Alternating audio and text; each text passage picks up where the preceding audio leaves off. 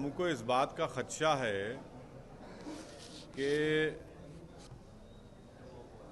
जो 23 दिसंबर 1949 को हुआ था, रात के अंधेरे में चोरों की तरह बाबरी मस्जिद में घुसकर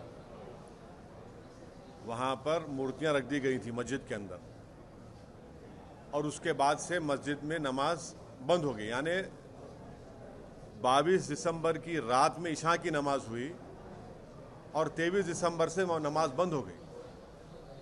उस वक्त के जो डीएम साहब थे, नायर साहब ने उसको लॉक डाल दिया। हम अपनी मस्जिद से उस वक्त महरूम हो गए। फिर 1986 में राजीव गांधी की सरकार थी, बगैर मुस्लिम पक्ष को बोले ताले खोल दिए गए। 6 दिसंबर 1992 को सुप्रीम कोर्ट ने शिलान्यास का परमिशन दिया और वो तमाम विश्व हिंदू परिषद, बीजेपी सब ये सुप्रीम कोर्ट को बोले कि हम बाबरी मस्जिद को हाथ नहीं लगाएंगे। अब क्या हुआ, बाबरी मस्जिद मेरे हाथ से चले गई। 23 दिसंबर 49 को ये हुआ।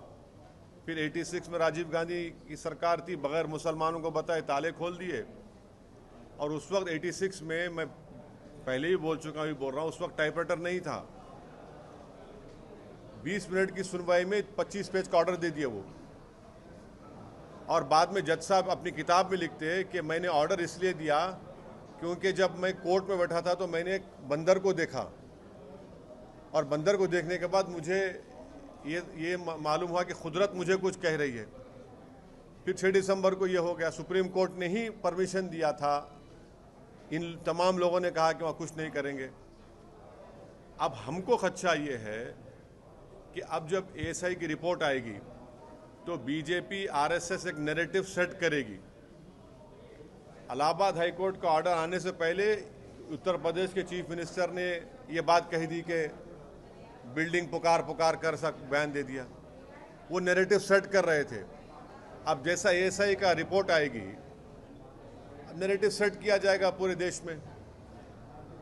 उसके बाद मेरे को खदशा ये है, हम उम्मीद करते कि ना हो। हमको सुन लीजिए, हमको खदशा है कि कहीं 23 दिसंबर ना हो जाए। हमको खदशा है कहीं 6 दिसंबर ना हो जाए। खदशा है, एप्रीहेंशन जिसको बोलते हैं इंग्लिश में, वो है हमको।